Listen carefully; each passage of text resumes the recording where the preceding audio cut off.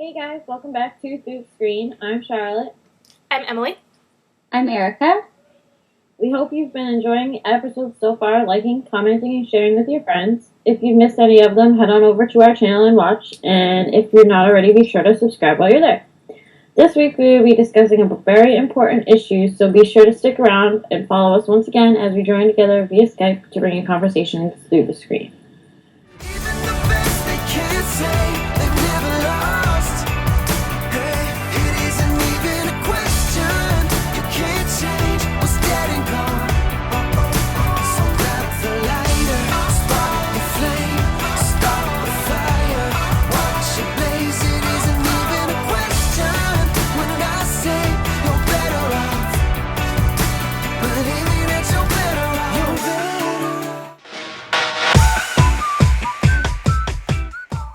This episode, we will be discussing the cruelties behind bullfighting and the annual running of the bulls ceremony. We will also be bringing you updates from Taiji, as well as an update on the infamous killer whale Tilikum, discussing a heartwarming story about a college professor who saved a shark from becoming the subject of yet another tourist photo op, reviewing a vegan DIY eyeshadow primer, and finally sharing our thoughts on these past 2 weeks of Pretty Little Liars. First up, bullfighting.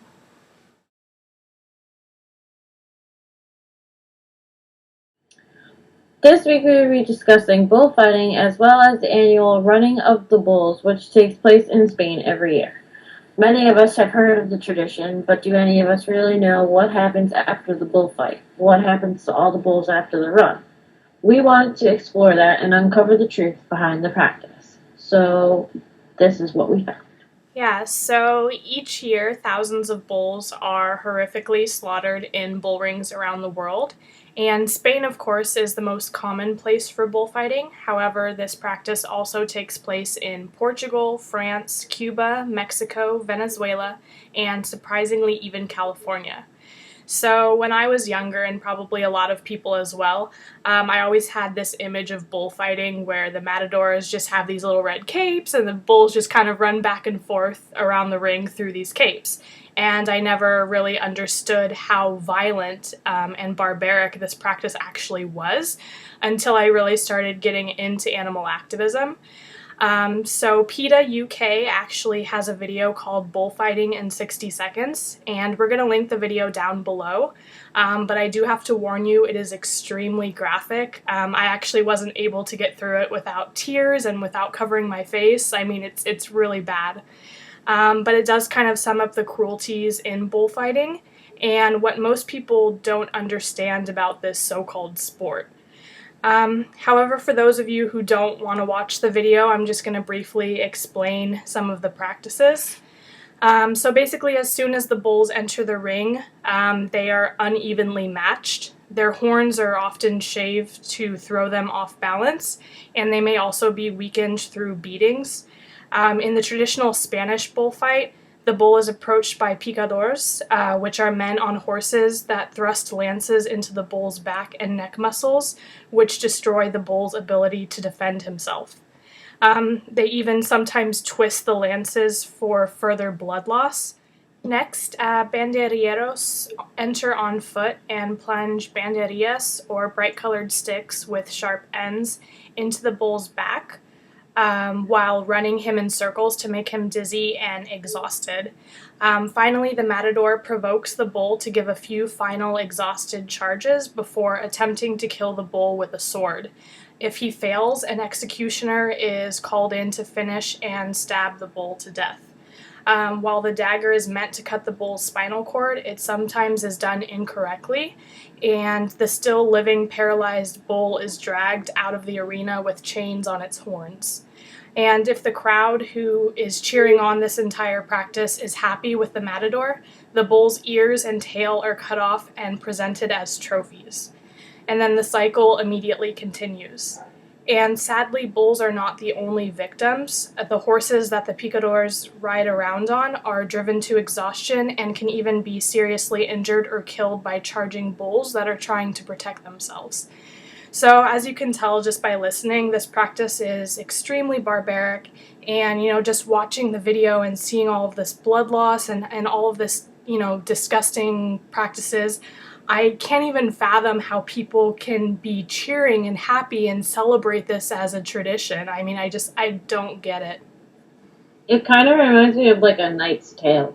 The movie Yeah. A Knight's Tale, how we used to do it with like humans, and then like people were like, oh, well, we need to stop doing it with humans, so let's find a new way of, entertaining people like this. And I feel like this is like so similar to it, you know what I mean? Like they're very similar in this way, and it's like, it's 2016, why are we still doing this? Exactly. So another related practice that often ends in tragedy is the running of the bull ceremony, which takes place in Pamplona, Spain. During this religious festival to honor Saint Firmin, bulls are pushed roughly half a mile from their crowded, dark corrals to bull ring over cobblestone streets, while being hit with sticks or newspapers and shouted out by children and adults. Hundreds of thousands of visitors come from around the world to see this event, which happens each year in July. The recent tradition is to have participants run this stretch while charging bulls chase behind them. However, what is considered innocent fun and tradition to most is horror for these animals. Dependent bulls often crash into walls or even break bones after losing their footing while being pushed through the streets, and they are eventually killed when they reach the bull ring, which they are stabbed to death. About 48 bulls are killed each year during these runs. Sadly, each beer, lunch, and hotel that is booked in honor of these events is encouraging this horrible practice to continue. Around the world, opposition to bullfighting is growing. In July 2010, Catalonia's parliament banned bullfighting, and in May 2013, the Mexican state of Sonora did the same. In October 2013, France's Green Party introduced a proposal to ban killing bulls. In 2011, Ecuador banned killing animals for entertainment.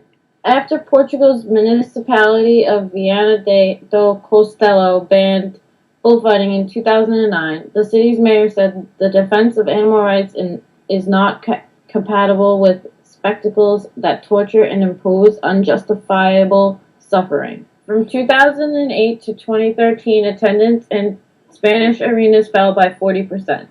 In 2008, about 3,300 bullfights were held in Spain. In 2012, they dropped to less than 2,000, and in 2013, it was expected that less than 500 bullfights will be held. So, as always, we will have petitions down below that you can sign to help stop this outdated practice and hopefully create a new way of entertainment that doesn't involve animal cruelty.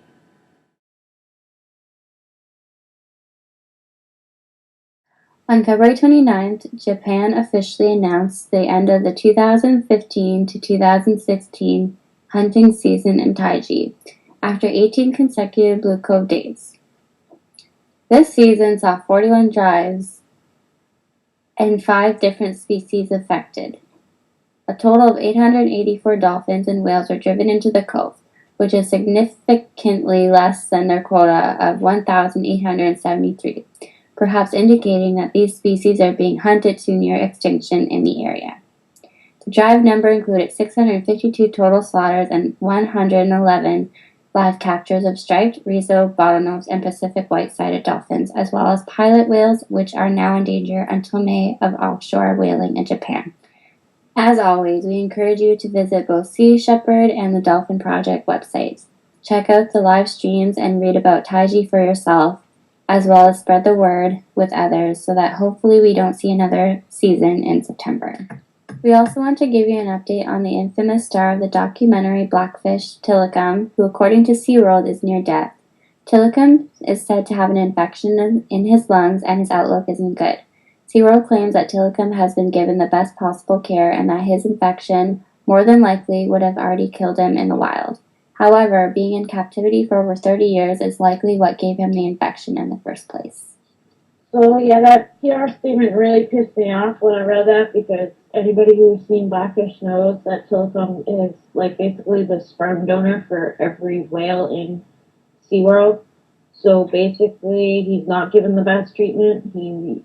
He has been recorded numerous times to be abused by other animals in the SeaWorld pens alone, and on top of that, you have to think that, like, because these creatures think so much like us, and they have so much of, like, our same brain, feelings and tendencies in their heads, like, you have to often wonder, like, these whales, they commit suicide in these tanks, and yet we're being told they're given the best lives ever. Like, if these were people in these, in these situations, it wouldn't even be a second thought. Like, this place would have been shut down years ago. So it makes no sense. Yeah. And I mean, if you look on SeaWorld's Twitter page, they basically give the same generic response to a lot of different people, which shows that they don't, they're not really putting a lot of thought into their responses to these people, which kind of shows, their outlook in general.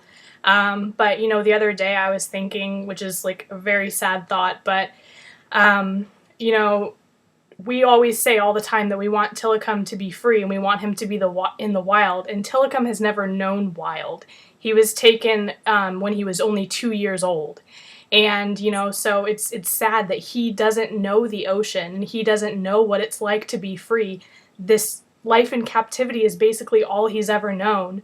And, it's just sad that he thinks that this is how life is. And I just think it's like incredibly sad that the only way he's going to be free is by dying at the hands of SeaWorld. And I think that's just incredibly sad and incredibly, depressing. So, as always, we encourage you to not buy tickets to marine parks and, just don't buy a ticket, don't support this kind of thing, because it's really not, they can talk all day about how they treat them well, but, they shouldn't be there in the first place. So just don't buy tickets to shows like this, and we will, of course, link the article down below about Tilikum's health situation.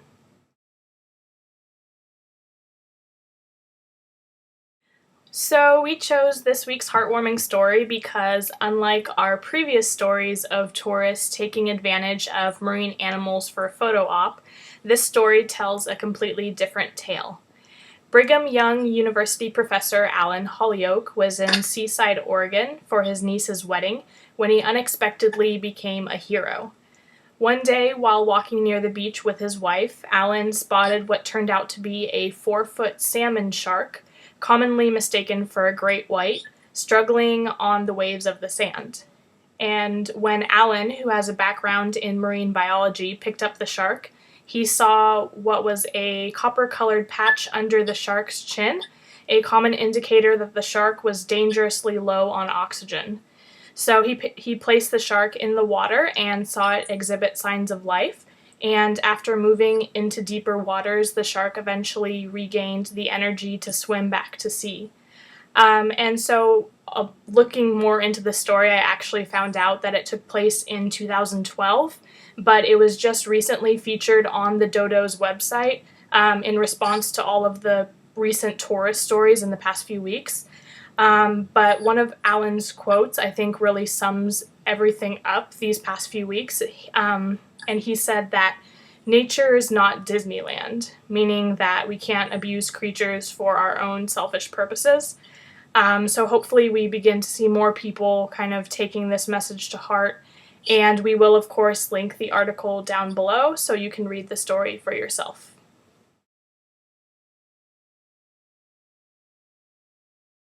This week, for our product of the week, we wanted to do something makeup related. So we chose a simple eyeshadow primer that uses 3 ingredients: coconut oil, arrowroot powder, or cornstarch, and a vegan liquid foundation. If you've watched our past episodes, we have shown you some vegan makeup brands out there that are brand names that are sold in everyday common stores around the world. So how did we feel about this product? I didn't think it was anything special, personally. It's easy to put together. I know a lot of people have, cornstarch. If you don't have coconut oil, you can also use olive oil. So a lot of people have these things around their houses. So, it's definitely an easy alternative if you either don't want to go to the store, can't get to the store, or don't want to spend money. It is an alternative. I personally would probably splurge for an actual, vegan eyeshadow primer. e.l.f. makes really great products. They're cruelty-free and they're also really cheap. So personally, I would probably go with an e.l.f. eyeshadow primer. I don't usually use eyeshadow primer because I don't usually wear eyeshadow. But I mean, I think it did its job. It held the powder, but personally, I probably wouldn't use it. So I only used 2 of the ingredients because I didn't have a third one. So I used coconut oil and I used the cornstarch. And so obviously it was missing a key ingredient, so I probably didn't get the best satisfaction that I should have. But it did do its job. It held my eyeshadow powder, but my eyeshadow kind of sucks right now, so it did kind of come off throughout the day anyways.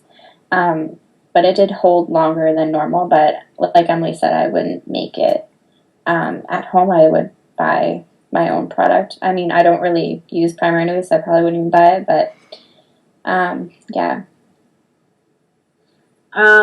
For me, I actually used to wear eyeshadow a lot, and the primer that I have in my makeup bag is e.l.f., so it's kind of funny that, like, we chose to do this.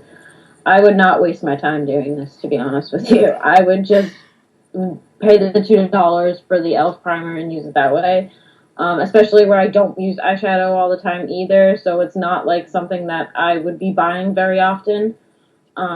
So yeah, but it did its purpose. But again, there's other alternatives out there that are also vegan that are a lot easier for everyday access and everyday use. So that's just my take on it.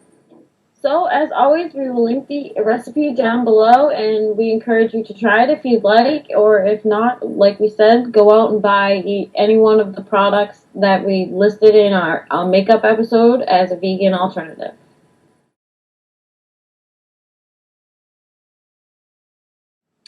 With the Pretty Little Liars Season 6 finale right around the corner, the past 2 episodes have supplied us with plenty of questions in preparation.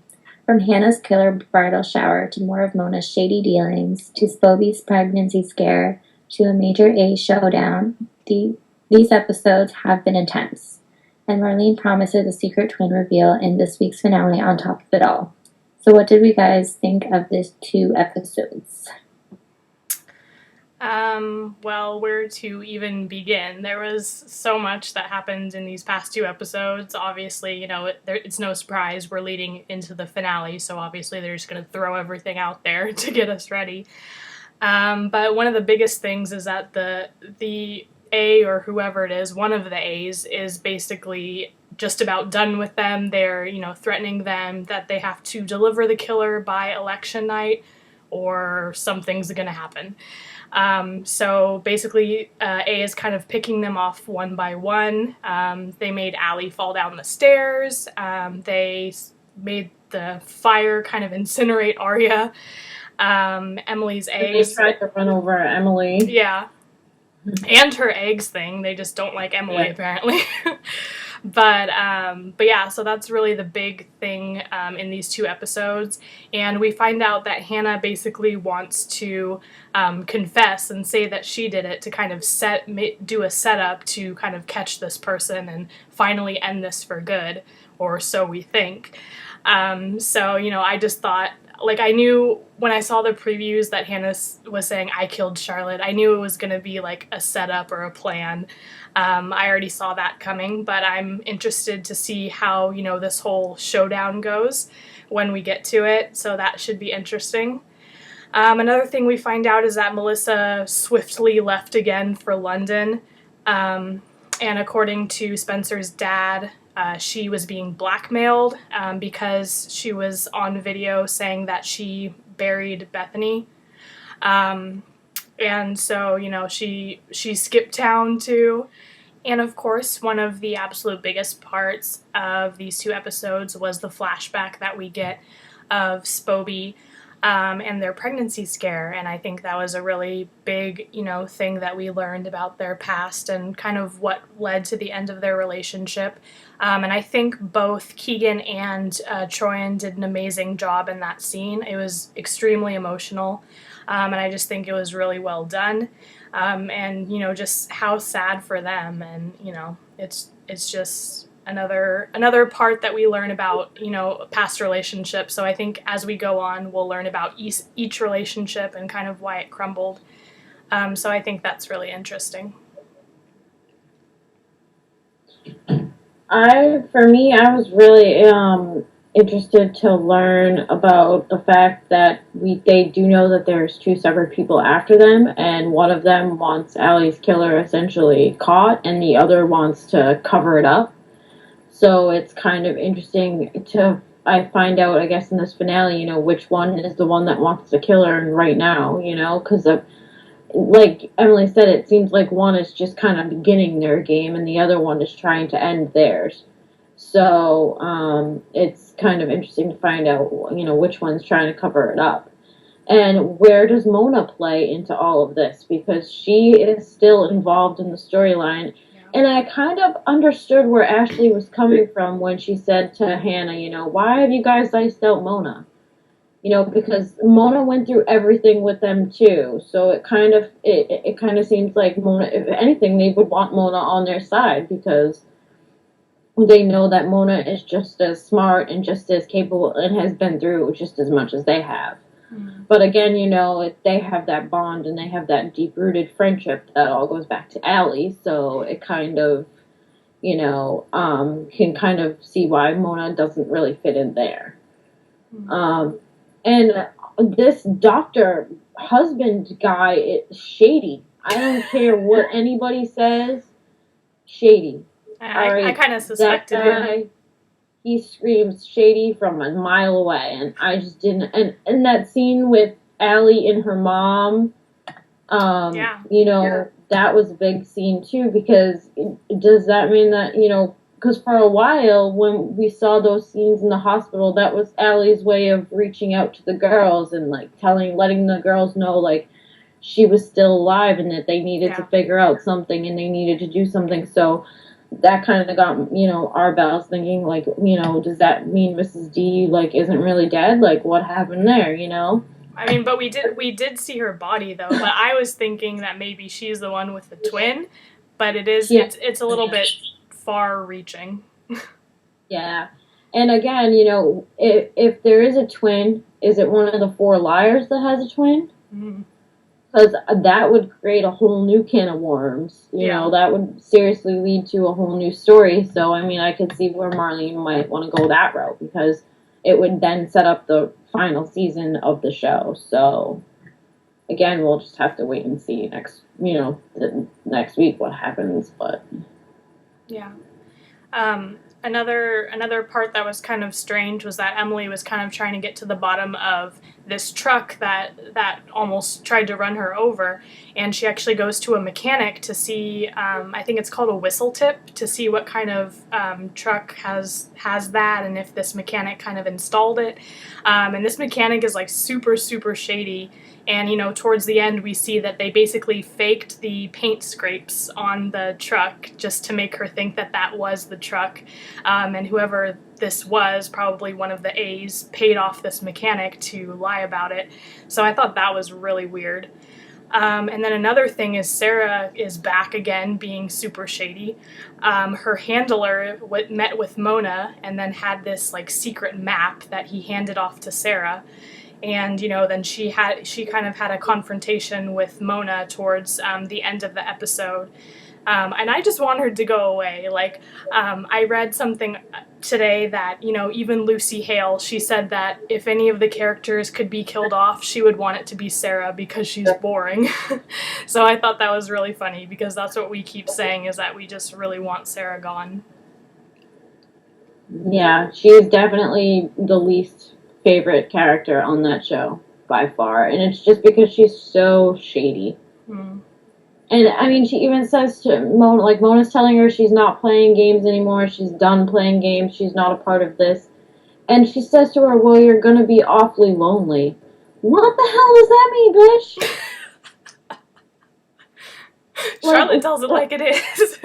Does that mean you're playing games? Like, what the hell? You know what I mean? Like, yeah. I just can't stand her. Oh, I know.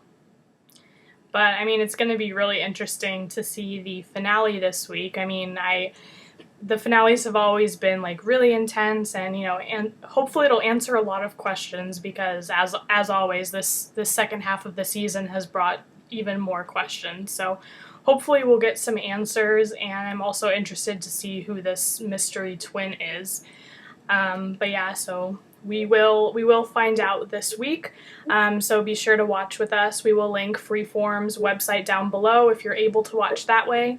If not, we recommend you find another way to watch, and be sure to check in with us and see our thoughts on this season's finale.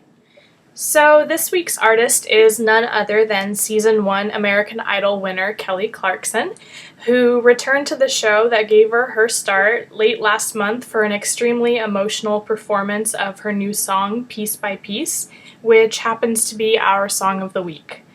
This song is a heart-wrenching story of the pain felt after a father leaves his children, and how Kelly plans a completely different life for her own children. The song is a combination of an upbeat tempo and beautiful, haunting lyrics. So what did we think about this week's song and artist? So Kelly Clarkson is extremely talented, and I love her music. This song had me tearing up, especially in the American Idol version. I enjoyed the her video one on YouTube more because it was more like upbeat and stuff. But the fact is black and white. I love black and white videos. But yeah, it was really relatable for a father leaving, and that's probably why I kind of got emotional watching the video, because nowadays it's so common for fathers to leave, like it's the normal, and it shouldn't be. The last time I heard a song that was that powerful was Demi Lovato's song, and it's called For the Love of the Daughter. And it's like right up there with hers. I really enjoyed it. And those are my thoughts. So for me, the American Idol version had me bawling my eyes out with Kelly Clarkson, and it basically made me want to kill myself. So I don't really like. I mean, I like music that means something and has lyrics, and that song is definitely important. It definitely means a great deal. Obviously, it had me bawling my eyes out, but like, it's one of those songs where it's like it did. It's just like I can't do it. I can't do this song right now. Like I can't. It's like my heart will go on. You know, like people always cry when they hear that song. It's just like can't do it. So I agree with Erika. I enjoyed the radio version, the upbeat, more original version way more, because important, but you also get to actually enjoy the song while you hear these important lyrics. And I think that sometimes with slow songs, we kind of like overshadow the fact that the lyrics are so important because people just end up bawling their eyes out, you know? So I appreciated that, and I liked it.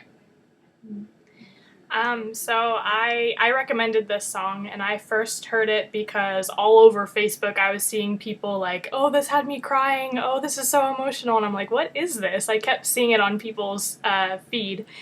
And so I finally watched it, and I thought it was beautiful. I'm actually opposite. I prefer the live version because a song like that, I feel like it's better kind of slowed down where you can really feel what she's saying. And obviously it did what it was supposed to do because you really do feel the words.